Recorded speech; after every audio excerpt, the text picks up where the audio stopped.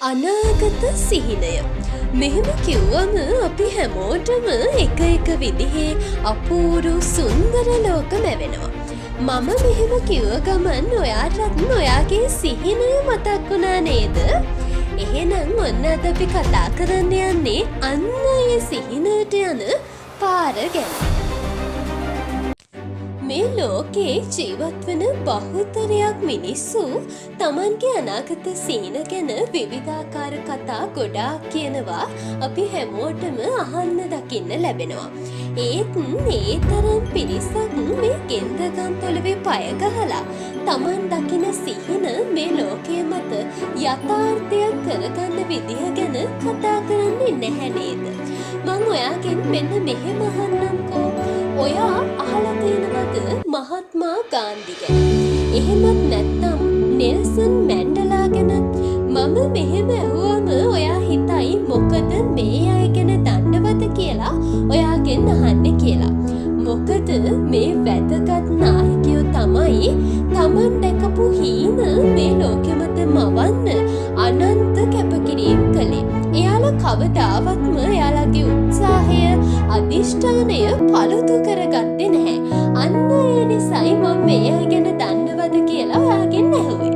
ඔබ දන්නවද මේ ලෝකෙ ජීවත් වෙන බොහෝ මිනිස්සු තමන්ගේ සිහිනය අත්හරින්නේ සිහිනය කියන බීජය සැබෑ වෙන්න ඔන්න මෙන්න තියෙන සුවිශේෂී තැනකදී කියලා. මං ඔබට මේ කාරණය මෙන්න මෙහෙම පැහැදිලි කරන්නම්කෝ. එක්තරා පුද්ගලයෙක් බොහොම ආසාවෙන් තමන්ගේ ගෙවත්තේ පුංචි බීජයක් වගා කරනවා. ඔහු දිගින් දිගටම ඒ බීජයට සත්කාර කරමින් රැක බලා ගන්නවා. හැබැයි දීර්ඝ කාලයක් ගියත් ඔහුට ඒ බීජයෙන් කිසිදු වර්ධනයක් දක්නට ලැබෙන්නේ නැහැ. නමුත් ඔහු මේ බීජයට සත්කාර කිරීමත් නතර කරන්නේ නැහැ. ඉතින් දීර්ඝ කාලයකට අනතුරුව ඔහුට මෙම බීජය පස මතු පිටින් වර්ධනය වන බව දක්නට ලැබෙනවා. දිගින් දිගටම මේ විදිහට සත්කාර කිරීමෙන් පසුව ඔහුට ඉතා කෙටි කාලයක් තුලදී විශාල ශාකයක් දක්නට ලැබෙනවා. ඉතින් ඔබ කල්පනා කරලා බලන්න එදා ඒ මූලික අධීරයේදී බීජය වර්ධනය නොවෙනකොට ඔහු ඔහුගේ මේ කර්තව්‍ය අත්හැරියා නම් ඔහුට අද වන විට සෙවන දෙන මහා වෘක්ෂයක් ලැබෙන්නේ නැහැ.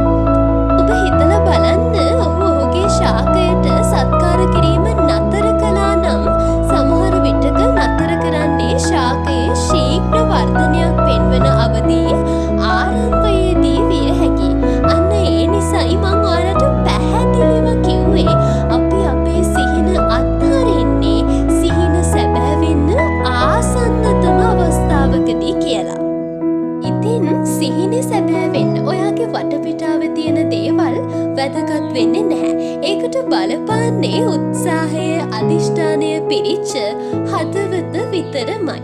ඔයා මතක තියාගන්න ඕන වැදගත්ම කාරණාව තමයි ඔයා දකින සිහිනය ඉතා විශිෂ්ටයි නම් අනිවාර්යෙන්ම සිහින දකින්නා මිය ගියද ඒ සිහින මේ ලෝකයේ මත යථාර්ථයක් බවට පත්වෙන බව.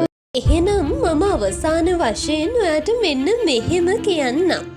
මේ ලෝකේ ජීවත් වෙන ඔයා මම අපි හැමෝම වගේ මේ මිනිස්සු ඉතාම වටිනවා.